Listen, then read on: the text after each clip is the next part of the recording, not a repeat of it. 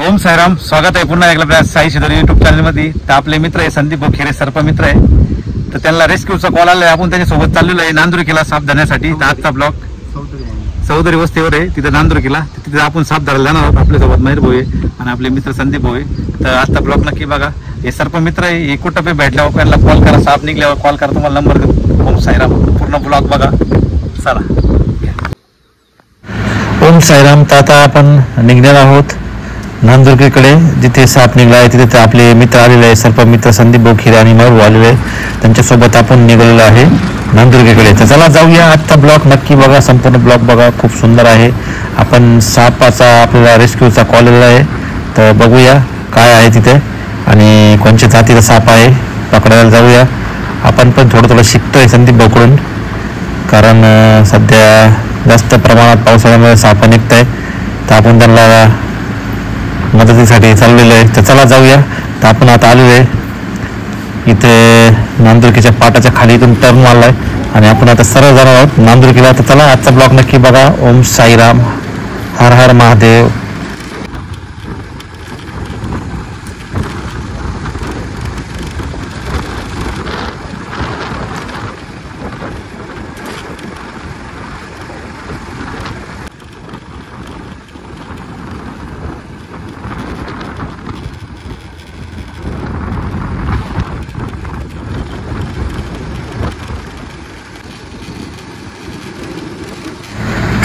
तर आपण आता फायनली पाटापाशी पोहोचलेलो आहे, नांदुरकीच्या पाटावर बघू शकताय।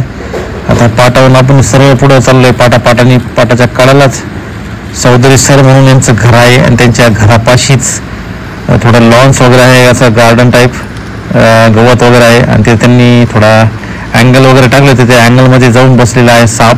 तर चला बघूया कोणत्या जातीचा साप आहे आणि त्याला रेस्क्यू करून व्यवस्थित निसर्गामध्ये सोडूया। चला जाऊया। ओम साईराम। संपूर्ण व्हिडिओ बघा, ब्लॉग बघा, खूप सुंदर आहे।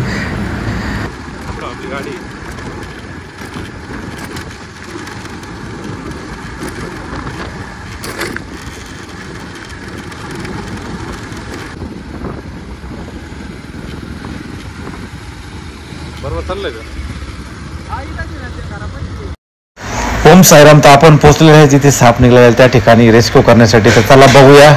ओम साईराम। आपण इथं रेस्क्यूच्या ठिकाणी पोहोचलेलो आहे, तिथे साप बघितला, तिथं तिथं आपण बघू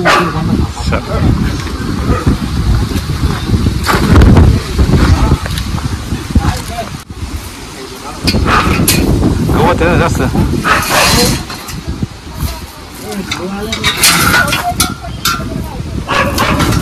तिथं कादी नाही खाली कोणी झालं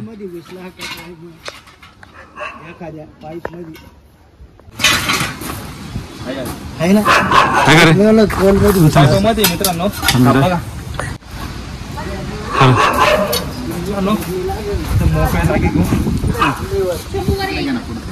तर बिनविषारी वर्गातला धामण जातीला साप आहे। धामण आहे का? धामण आहे, हा। जसं आपल्या बरोबर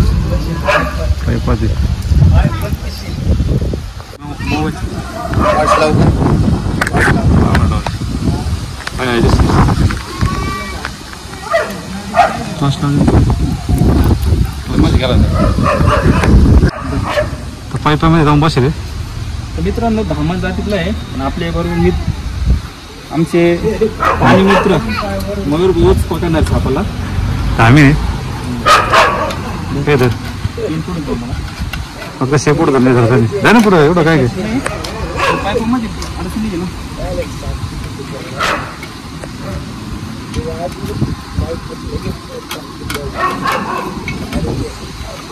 लक्ष वरता येणार नाही तुला काढी आकडे वरता येणार नाही का? 8 किलो असणार झाड आहे ना रे, अडकलाय हा।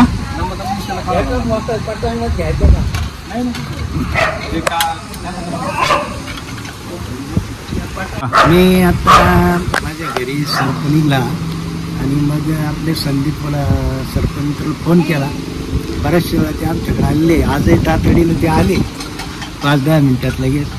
आणि सर्प तो आज पाईप मध्ये घुसला होता. धरला पकडलेला आहे आणि पाईप मधून बाहेर काढून धरला. त्याने मयूर कसं मित्रांनो बिनविषयी वर्गात सामान जातीला साप आहे, पाईपात जाऊन बसला का? जाऊन बसलेला. तर प्रत्येक साप हा आपला मित्रच आहे, कारण की सापापासून आपल्याला संरक्षण पण आहे. कारण की साप हा उंदरांना की आपल्या शेतीसाठी नुकसानदायक उंदरं असतात, त्या उंदरांचा नायनाट करायचं काम करत असतं साप. बाकी विनाकारण कोणताही आपली गैर अंधश्रद्धा आपल्या का साप चावते येऊन चावतात. साप कधी येऊन स्वतःहून चावत नाही, जेव्हा त्यांची सगळं छेडखानी त्यावेळेसच. कारण की साप आपला मित्र आहे शेतकऱ्यांचा. आपल्या शेतीमध्ये जे नासधूस करणारे उंदरं असतात ते उंदरांना नियंत्रण करायचं काम साप जास्त प्रमाणात करत असतो. आपल्या परिसरामध्ये कुठे पण साप निघाला तर आपल्याला बोलत असतात, आपण व्यवस्थितरित्याने त्याला पकडून त्याला त्याच्या निसर्गाच्या स्वाधीन आपण करत असतो. ओम साईराम. तर आपण इथे रेस्क्यू केलेला आहे धामण, म्हणजेच त्याला इंग्लिशमध्ये कॉमन रेड स्नेक म्हणतात. तर याविषयी आपण थोडी माहिती बघूया.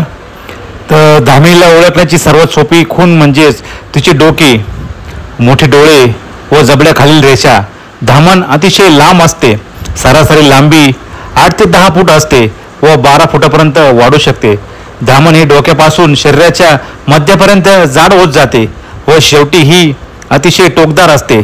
त्वचा ही हलक्या अथवा गडद हिरव्या, पोपटी गडद करड्या रंगाची असते.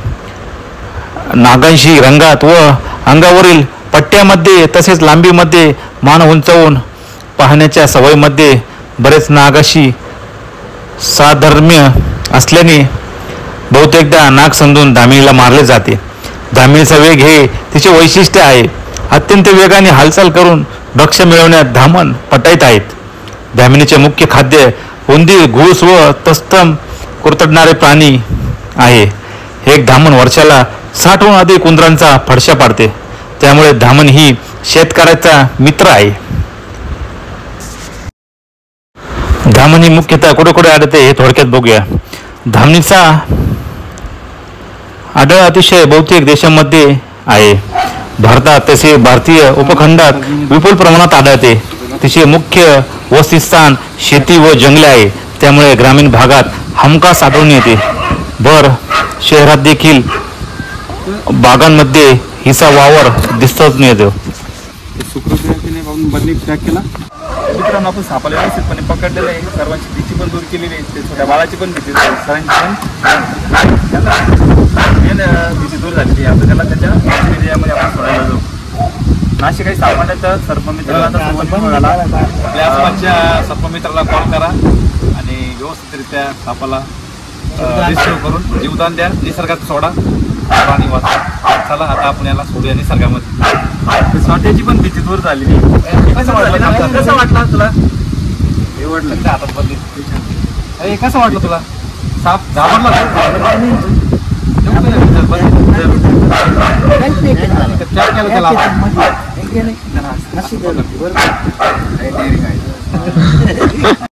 ओम साईराम. तर आपण जो साप पकडला होता धामण जातीचा बिनविषारी, तर आपण त्याला मस्त रेस्क्यू करून घेतलं. तर आता त्याला निसर्गामध्ये मुक्त केलेलं आहे. बघू शकता तुम्ही, आपण त्याला मस्त निसर्गाच्या सानिध्यामध्ये सोडून दिलेलं आहे.